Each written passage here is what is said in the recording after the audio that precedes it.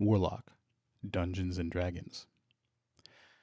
The Warlock is a character class in the Dungeons and Dragons fantasy role-playing game. It was introduced as a non-core base class who practice arcane magic in the supplemental book Complete Arcane for the 3.5 edition of Dungeons and Dragons. In 4th and 5th edition, the Warlock is a core class. Publication history: Dungeons and Dragons 3rd edition. Warlocks were a new addition to Dungeons and Dragons that were introduced in the 3.5e sourcebook Complete Arcane. Warlocks in this edition receive their abilities through the influence of some supernatural being, such as a demon or fae. They are either born with these powers or receive them through a fell pact, which turns their soul into a font of eldritch powers. Warlocks do not cast spells, but instead use spell-like abilities called invocations, which represent the tapping of the power granted to a warlock. The most important of these abilities is the Eldritch Blast, which is the warlock's main offensive ability, firing a blast of magical energy at the target. The major difference that warlocks have from all other Dungeons & Dragons 3rd edition magic users is their ability to use their invocations at will, without a limit on the number of times an invocation can be cast. In contrast, Vancian magic users, such as the Wizard, cast a set number of spells every day from a wider selection of spells than a Warlock. Shannon Appelkline, author of Designers and Dragons, highlighted that this Warlock at-will mechanic was presaging the at-will spellcasting of 4E. Richard Baker, author of Complete Arcane, said, "The Warlock's biggest advantage is no real limit on the number of times per day he can use his powers. He's got a couple of powers with limited uses per day, but 90% of his powers have no restriction." The thinking here is that in most D&D games, your characters are probably going to be in only 15 to 20 rounds of combat between rests and spell recoveries. So after your spellcaster has a total daily spell allocation of 20 spells or more, say around 5th level, his real limit is the number of actions he gets per day, the number of specific opportunities he has to cast a spell. So the Warlock is still bound by the same ultimate limit of any moderate level wizard deals with. Now, it's pretty useful to never run out of attack opportunities, but the Warlock can blast you over and over again with his Eldritch Blast. So what he really gives up is spell versatility. The Warlock knows only a handful of different tricks. On the bright side, these tricks are all spooky, creepy, and oozing with flavor. Dungeons & Dragons 4th edition. In 4th edition, the Warlock was included as one of the core classes introduced in the Player's Handbook. In this edition, the Warlock's powers are known as spells and use the standard power system. The Warlock has many different unique abilities, though a Warlock's trademark ability is still Eldritch Blast. They can also deliver various effects through Warlock's Curse. The Warlock's other class features make them more accurate at ranged attacks when no ally is closer to their target, and allow them to gain concealment whenever they move a sufficient distance. Almost all the Warlock's attack powers depend on Charisma or Constitution for accuracy and damage, with some powers gaining bonuses from Intelligence. The specific source of the Warlock's power is defined as a pact, with a non-divine supernatural entity or power. These pacts affect at-will power options and make certain powers more effective and provide a pact boon, an effect which is triggered whenever a cursed enemy is killed or incapacitated. There are multiple pact options included in various sourcebooks, such as the Star Pact. It is made with an entity from the Far Realm, or a star located near it, which grants powers of grand revelations from the stars that madden foes. Star Pact warlocks can use either their constitution or charisma for their attacks. There are also Star Pact spells that use intelligence for attack rolls. The Fey Pact. Forged with an amoral power of the Feywild, the user is given access to both wondrous and dangerous spells of the fairy realm. Fey Pact warlocks use charisma for their attacks. The Infernal Pact. This pact represents an agreement with a devil of the nine hells, giving one powers of hellish and demonic proportions. Infernal Pact warlocks use constitution for their attacks. The Dark Pact. It is made with powerful residents of the Underdark and the Abyss, which grants spells of plagues, illnesses, and disease. This was presented in the Forgotten Realms Player's Guide, 2008. Dark Pact warlocks use charisma for their attacks. The Vestige Pact.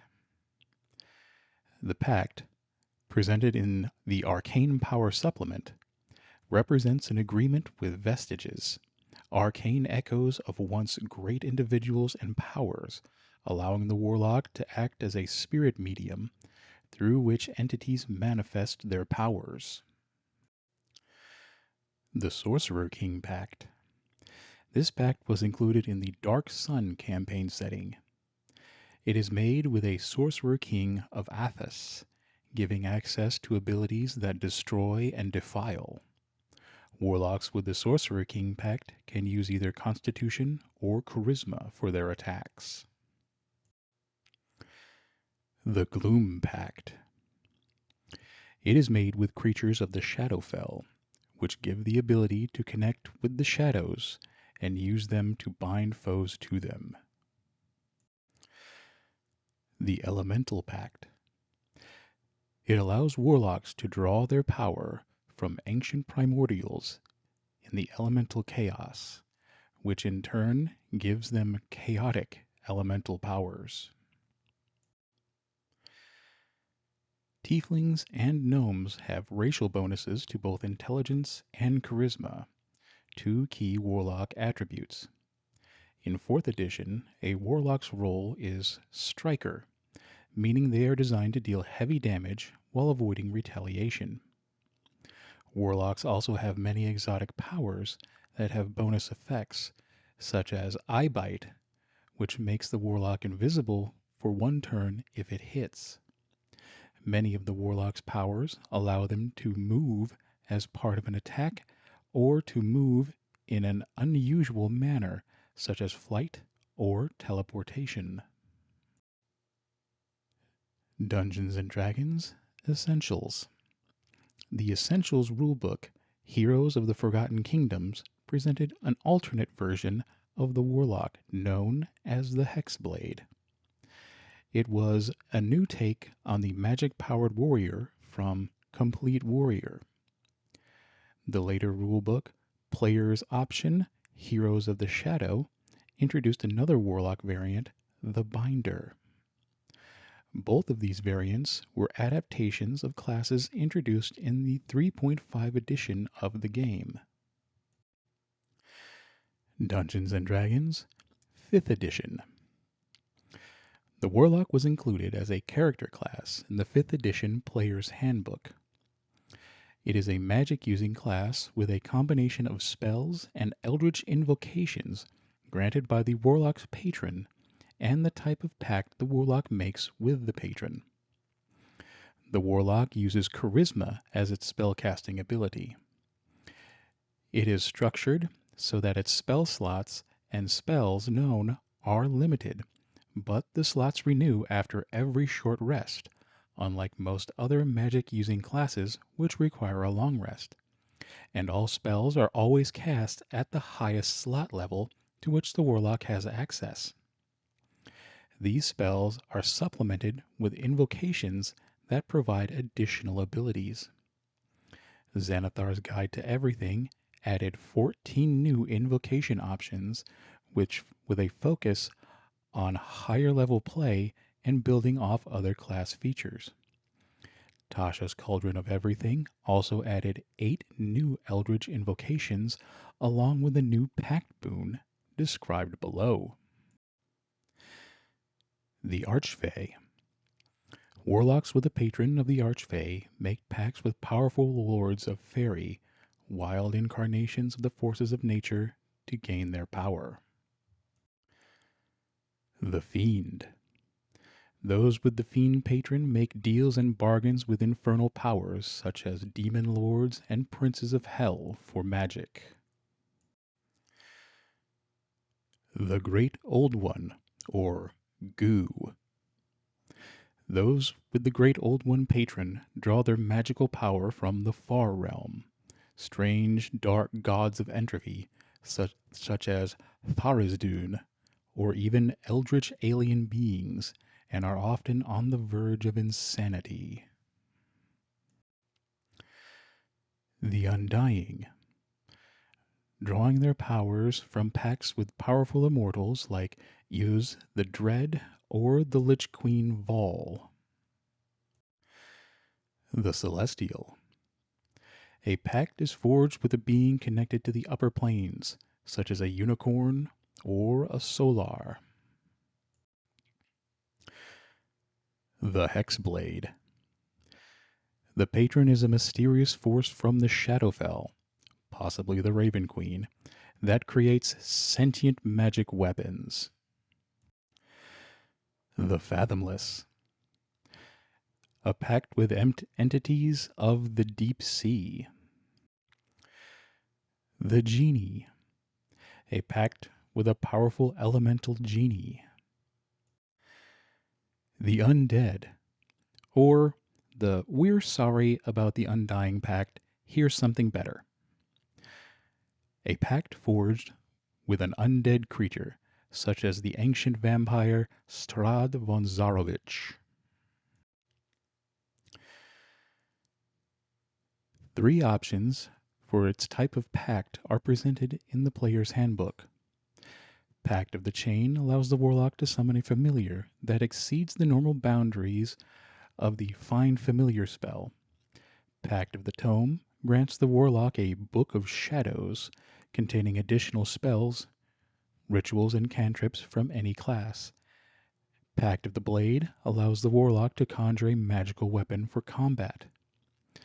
Pact of the Talisman, introduced in Tasha's Cauldron of Everything, gives the Warlock a talisman that boosts either the Warlock themselves or those they give it to. Other media. Warlocks, the 3.5 edition, are featured in the Neverwinter Nights 2 video game from Obsidian Entertainment.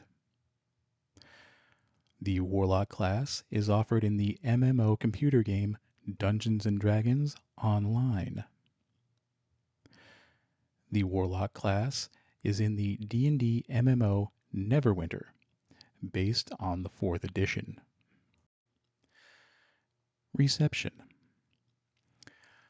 On the introduction of a new character class in the 3.5 edition, Kevin Culp, game designer and admin for EN Network, wrote, "There was great furor about the Warlock when the class was released, with impassioned, and sometimes a little bit frothing, concern that the introduction of at-will spellcasting would prove to be dramatically overpowered. Nevertheless, it was a significant step away from the Vancian magic and the creation of a fun, playable class that had a fairly low learning curve for newer players. The Warlock managed to combine fun, new mechanics with superb flavor, something that's not particularly easy." Shannon Appelkline, author of Designers and Dragons, highlighted that it was surprising to see the Warlock as a core character class in the introduction of 4th edition when it hadn't been a core part of the game previously, and that there was some controversy that the classic core classes, such as Assassin, Bard, and Druid, were not included in the player's handbook to make room for the newer classes. Timothy Morton, in the book Dungeons and Dragons and Philosophy, Raiding the Temple of Wisdom, highlighted the downsides of the 4th edition magic system and wrote, "Though this mechanical approach ensures that the results remain balanced with actions of other characters, the lack of variance and extreme consistency of results seemed problematic. The Warlock, too, rubs us the wrong way. Shouldn't people who make pacts with unnatural and inhuman creatures from beyond feel slightly different from other characters in the striker role of direct damage dealing characters? Ludological treatment would naturalize the unnatural within the game world or the minds of the players, thus destroying the horror and mystery that makes them desirable for inclusion within a role-playing game. Why else would a 4E Warlock not seem all that different in combat from any other class?" Screen Rant rated the Warlock class as the 7th most powerful class of the base 12 character classes in 5th edition. The Gamer rated 5th edition Warlock subclass Celestial Patron as the 7th most awesome subclass out of the 32 new character class options in Xanathar's Guide to Everything. Gus Wurzrick for 538 reported that 5th edition class and race combinations per 100,000 characters that players created on D&D Beyond from August 15th to September 15th, 2017, Warlocks were the 8th most created at 8,711 total. Tieflings were the most common racial combination at 2,188, followed by humans at 1,714, and then half-elf at 1,401.